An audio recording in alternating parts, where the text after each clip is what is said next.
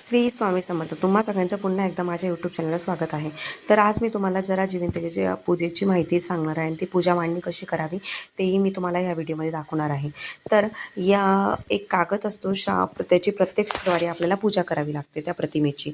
तर त्याच्यातले क्रम जे असतात ना ते कधीच बदलत नाही. प्रथम हा रक्षक देवता असतो जो मुलांचे रक्षण करत असतो आणि दुसरं म्हणजे व्यक्तिमत्व प्रभावित करणारे ग्रह देवता असतात.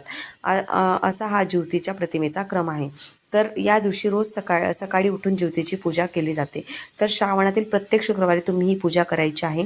तर ज्योतीची कथाही तुम्ही ऐकायची आहे आणि त्याला आरती करून नैवेद्य दाखवायचा आहे. आणि या दिवशी मुलांना ओवाळण्याची पद्धत आहे. संध्याकाळी प्रदोष काळात ओवाळायचं आहे.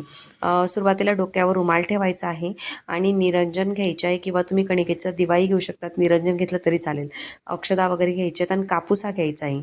कापूस घेण्याचा अर्थ असा असतो की कापसा एवढे पांढरे केस होईपर्यंत आपल्या मुलाला दीर्घायुष्य मिळावं म्हणून कापूस हा डोक्यावर ठेवूनच तुम्ही त्या आपल्या मुलांचं औक्षणही करायचं आहे.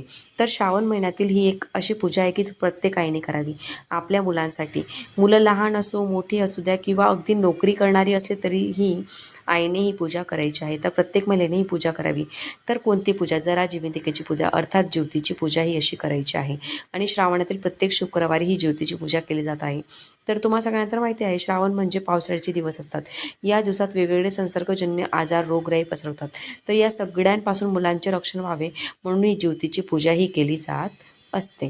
आपल्या मुलांच्या रक्षणासाठी ही पूजा केली जात असते. तर ज्योती मातेची ओटी तुम्हाला भरायची आहे. ब्लाऊज पीक खण घ्यायचं आहे. त्यावर तांदूळ हळदी कुंकूचा करंडा सगळे शृंगारी तुम्हाला ओटीमध्ये द्यायचे आहेत. आणि सुरुवातीला इथे गणपतीच्या मूर्तीची सुद्धा स्थापना करायची. 2 विड्याची पानं घ्यायची आहेत. त्यावर तांदूळाची रास टाकून तुम्ही गणपती बाप्पांच्या मूर्तीचा अभिषेक करून मग गणपतीच्या मूर्तीची स्थापना करायची आणि त्याला फुलं, लाल फूल, जास्वंदीचं फूल असलं तर चालेल, नाहीतर मग लाल फूल आणि दुर्वा वगैरे व्हायचे आहेत. आणि या दिवशी आखाड्याच्या पाण्याला खूपच महत्त्व असतं.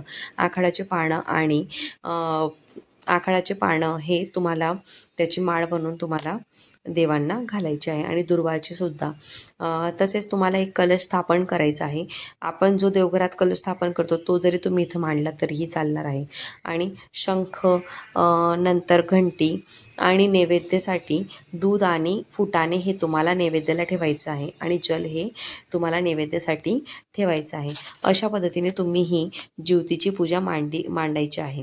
तर वस्त्र हे अर्पण करायचे गणपती बाप्पांना आणि त्या प्रतिमेलाही वस्त्र हे अर्पण करायचं आहे. अशा पद्धतीने तुम्ही ही ज्योतीची पूजा करू शकतात. तर ही ओटी तुम्ही मंदिरात जाऊनही ठेवू शकतात किंवा इथे जरी ज्योतीच्या पूजेच्या ठिकाणी जरी ठेवली तरी चालेल.